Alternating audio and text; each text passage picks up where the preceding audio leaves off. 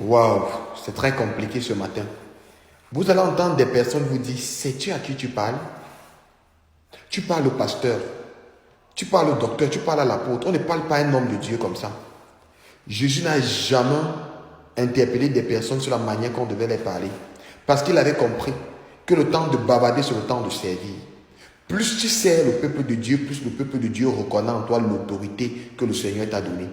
Plus tu veux qu'on reconnaisse l'autorité que Dieu t'a donnée par le bavardage, par la manipulation, par l'influence. Vraiment, tu sais que tu parles à un homme de Dieu. On ne parle pas à un homme de Dieu comme ça. Tu ne peux pas faire comme ça. Au fait, tu sens que ton leadership est menacé.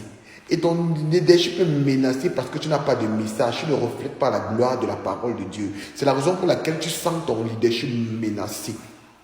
Je vais te dire quelque chose ce matin. Le temps que tu prends pour dire à quelqu'un, quand tu es dans un débat biblique, pour lui dire que mon frère, tu n'as pas raison, tu parles à un homme de Dieu. Au fait, c'est le temps que tu lis la Bible et tu as des arguments convaincants. Quand il lit le verset que tu lui donnes, il comprend qu'il est dans l'erreur. Il reconnaît qu'il a rencontré un homme de Dieu. Les hommes de Dieu ne s'affirmaient pas par leur langage, mais s'affirmaient par leur vie et par leur message. Un homme de Dieu qui a un message qui convainc les cœurs. Jésus, on ne pouvait pas s'attaquer à son message parce que les gens n'avaient pas des arguments afin de démontrer que ce qu'il dit était faux. Mais toi, à peine quelqu'un se plaint, à peine quelqu'un dit un certain nombre de choses, tu commences à paniquer, tu commences à l'influencer, à vouloir l'écraser, à vouloir le vectoriser.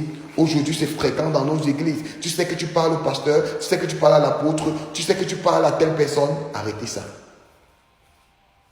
La Bible dit que dans sa maison, le plus grand et le plus petit, le serviteur de Dieu dans la maison, l'apôtre, le docteur, le prophète, l'enseignant de la parole de Dieu est vu dans le plan spirituel, dans le monde comme un esclave. Tant que tu vis sur la terre, Jésus a été soumis jusqu'à la mort de la croix. Tant que tu es chrétien, tu vis dans l'église et que tu es un homme de Dieu, tu dois te soumettre. Les chrétiens, on doit chier sur toi, on doit pisser sur toi, tu ne dois rien dire. Parce que le plus important, c'est de gagner les âmes à Christ. Ce n'est pas de venir sur la terre affirmer ton titre d'homme de Dieu, d'apôtre, de docteur, de prophète, de tout ce que tu connais. Bien-aimé, mets-toi au travail. Je m'adresse aujourd'hui aux hommes de Dieu qui passent plus de temps à vouloir qu'on reconnaisse les ministères par le bavardage et non par la vie. Si tu reflètes la gloire de Dieu, tu n'aurais pas besoin de dire à quelqu'un, je suis un homme de Dieu. Il doit voir en toi un homme de Dieu. C'est parce qu'on ne voit pas en toi un homme de Dieu que tu te sens frustré. Et tu veux qu'on voit ce qui n'existe pas. Comment tu veux qu'on voit